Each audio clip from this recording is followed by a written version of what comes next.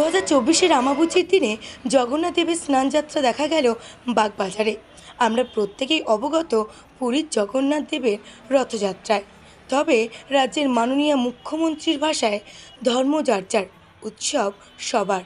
এটাকে সামনে রেখে জগন্নাথ দেবের স্নানযাত্রা চলল বাংলার দিকে দিকে। তারই একটি নিদর্শন বিটিভির ক্যামেরায় ধরা পড়ল বাগবাজারের 7 নম্বর ওয়ার্ডের বাপি ঘোষের উদ্যোগে গিরিশচন্দ্র এভিনিউ সংলগ্ন জগন্নাথ দেবের মন্দিরে। মানুষের উপচে পড়া ভিড় প্রমাণ করে দিয়েছে কলকাতার বুকে ধর্মাবলম্বী তীর্থযাত্রীদের এক মিলিত উৎসব। প্রতিনিয়ত 7 নম্বর ওয়ার্ডের পৌরপিতা বাপি ঘোষ সামাজিক ক্রিয়াকলাপ হোক আর যে কোনো উৎসবই তিনি সর্বদা মানুষের সাথে, মানুষের পাশে আছেন। সকাল থেকে আমাবুচির দিনে ধর্মাবলম্বী পূর্ণ তীর্থযাত্রীদের জন্য তিনি সহযোগিতার হাত বাড়িয়ে দিলেন বাগবাজারের এই জগন্নাথ মন্দির থেকে। এমনকি বিটিভিকে দেওয়া সাক্ষাৎকারে তিনি জানান 2024-এ যে রথযাত্রা বাগবাজারে উদ্যাপিত হবে তা দেখবে সারা বাংলা। আড়ম্বরে ওড়িশা থেকে কোনো কমতি রাখবে না এই বাগবাজারে জগন্নাথ মন্দিরের রথযাত্রা উৎসব। উদ্যোক্তা পৌরপিতা বাপি ঘোষ। জগন্নাথ দেবের সোজা রথযাত্রা থেকে শুরু করে উল্টো রথযাত্রা পর্যন্ত বিভিন্ন আড়ম্বরে সাজবে পুরীর জগন্নাথ দেবের পুজোর আদলে। সাক্ষাৎকারে ধর্মাবলম্বী মানুষদের উদ্দেশ্যে তিনি জানালেন এই উৎসবের আমন্ত্রণ। দেখুন বিটিভিকে দেওয়া সাক্ষাৎকারে তিনি ঠিক কী জানালেন।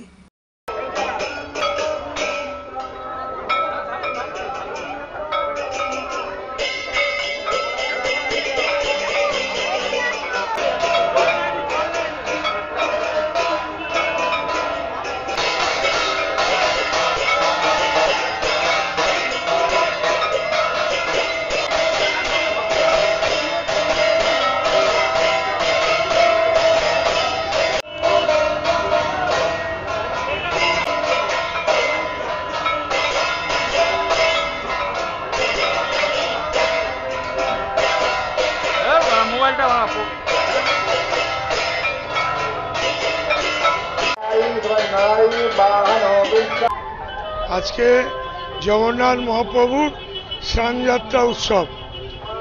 পুরীর রীতি নীতি নিয়ম কারণ আচার মেনে আমরা জগন্নাথ মহাপ্রভুর স্নানযাত্রা উৎসব পালন করছি। মাথার ওপর জগন্নাথ দৌতাপতি আছেন, তিনি যে টাইমে নির্দেশ দিয়েছেন, যেভাবে বলেছেন, আপনারা দেখলেন শয়ে শয়ে মানুষ মহাপ্রভুর ভক্ত এখানে জল মহাপ্রভুকে স্নান করালেন।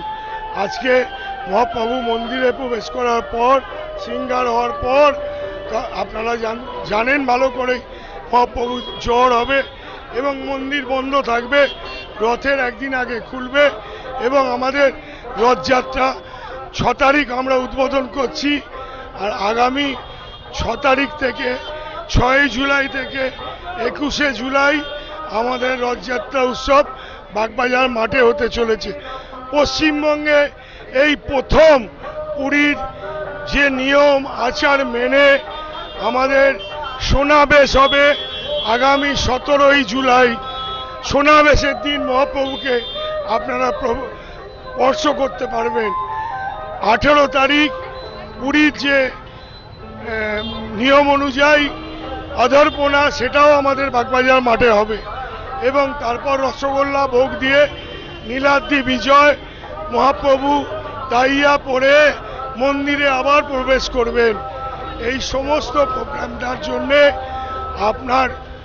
আপনাদের কাছে আমাদের বাগবাজার মন্দির কমিটির পক্ষ থেকে আমন্ত্রণ জানালাম, আসুন মহাপ্রভুর রথযাত্রা উৎসবে অংশগ্রহণ করুন এবং আমাদের যে ভোগ, পুরীর যে ভোগ, একদম সেম ভোগ পুরী থেকে আগত আমাদের মহাপ্রভুর রান্না করবার লোকও এসে গেছে।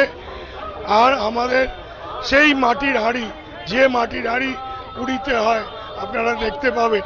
আর এবারে বিশেষত্ব আমরা রেখেছি, মহাপ্রভুর ভোগও আমরা 100 হাঁড়ি বিক্রি করব, সেটা ধার্য করা হয়েছে 201 টাকায়।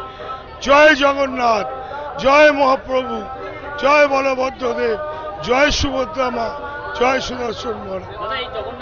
তিনি প্রধান দায়িত্বে আছেন পুজোর, তার তিনি হচ্ছেন জগন্নাথ দৈতাপতি, অর্থাৎ নবকলবরে যিনি ব্রহ্মদান করেছিলেন, তিনি আমাদের মন্দিরে এসে আরতিও করে গেছেন, তারই নির্দেশে এই মন্দির পরিচালিত হয়।